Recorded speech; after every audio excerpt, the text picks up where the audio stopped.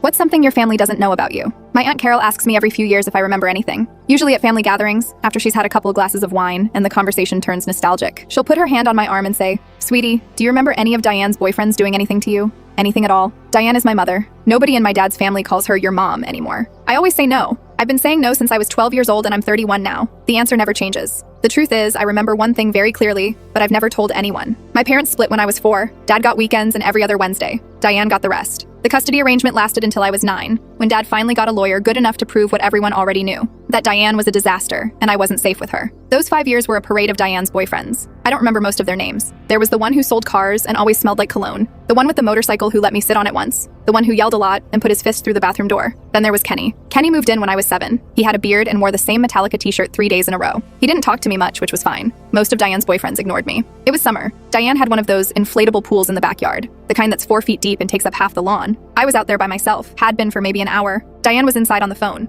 I could hear her laughing through the screen door. Kenny came out with a beer, stood at the edge of the pool watching me. I was doing handstands underwater, seeing how long I could hold my breath. "Bet you can't hold it for 30 seconds, he said. I came up for air. "Can too. Prove it." I took a breath and went under. I counted in my head. 1 Mississippi, 2 Mississippi. I got to 15 when I felt his hand on top of my head. He pushed me down, not hard at first, just firm, keeping me under. I tried to come up and couldn't. The pressure increased. My lungs started burning. I thrashed, tried to twist away. His hand stayed on my head. I don't know how long it was. Maybe 15 more seconds. Maybe 30. Felt like forever. I heard Diane's voice muffled through the water. "Kenny, stop it." Not scared, not urgent, just annoyed, like she was telling him to stop leaving dishes in the sink. The hand lifted. I exploded to the surface, coughing and gasping. Kenny was laughing. Diane was standing in the doorway with the cordless phone still in her hand. "Jesus, Kenny, don't drown her," she said, and went back inside. Kenny took a drink of his beer. "Guess you can't hold it that long after all." He went inside too. I got out of the pool and sat on the concrete until my dad picked me up that evening. I didn't tell him what happened. I didn't tell anyone. 3 months later, Dad's lawyer presented evidence to the court. Photos of Diane passed out on the couch at 2 in the afternoon.